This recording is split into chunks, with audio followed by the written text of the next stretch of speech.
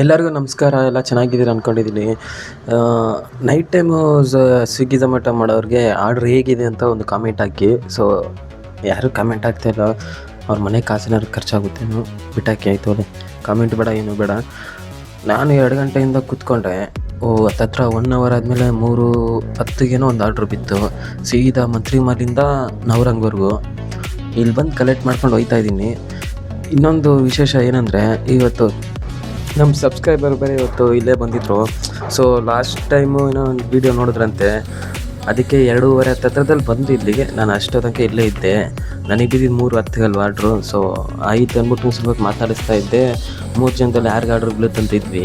So ನನಗೆ ಬಿದ್ದು ಪಟ್ಟಂತ ನಾನು ಬಂದೆ, ಕೊಟ್ಬಿಟ್ಟು ಒಂದು 10 ನಿಮಿಷಕ್ಕೇನೆ ಇಲ್ಲೇ ಬಂದುಬಿಟ್ಟೆ ಸೀದಾ. ಇಲ್ಲಾಂದರೆ ಶ್ರೀರಾಮ್ಪುರದಲ್ಲಿ ಆರ್ಡ್ರ್ ಬಿದ್ದಿದ್ದು, ಅಲ್ಲಿ ಕೊಟ್ಬಿಟ್ಟು ಇಲ್ಲೇ ಬಂದೆ.